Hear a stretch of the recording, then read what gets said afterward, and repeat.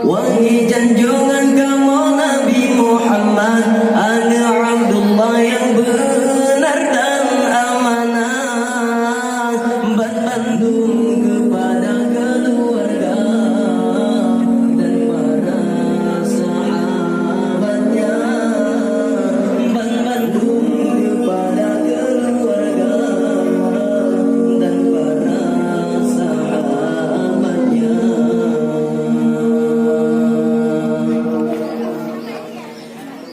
Selawat dan salam semoga tercurahkan padamu Rasul junjungan kami.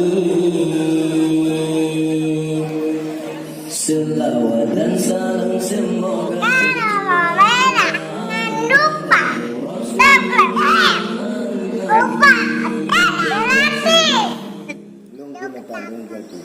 lam yakun fatutan hamdlakan abada wa matasabas lafi madamanik Nabi hantum melumpang malam Rasul selama-lama musuh Nabi hantum berangkat dan sepanjang masa mudawabu falam tarwamawaka subabatun abadan bijismil hasani binatang atau menjidung Sayyidina Najamu Bihan Damru di tubuh yang mulia biqalbihi qa'aman biru'yatun sabatan wa la yura asyrubahu liminhu fi alami Junugadan yang diikut sabana kulang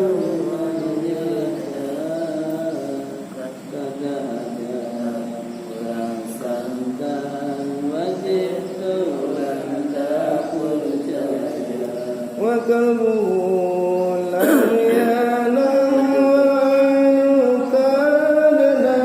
kadnasan wa la yuradilluhu fi syarfihi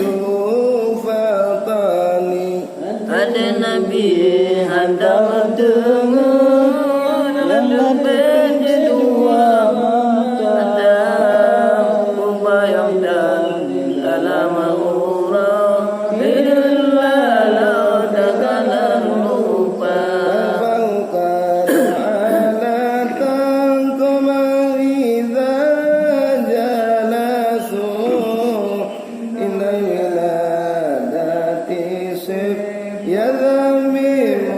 muqtatani amman Tenudu dalam kawan baru di Maulana Yuwilana dan meninggalkan khatam Yumasana فلا تكن آمنا من شرنا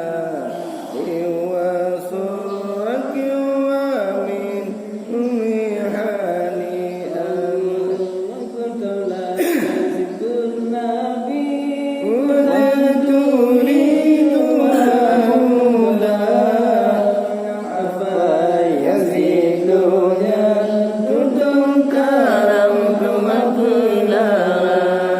tutung karam anak Nabi pencuri di omala tutung karam anak Nabi pencuri di Umala lahila sunil firdausi ala wala aqwa ala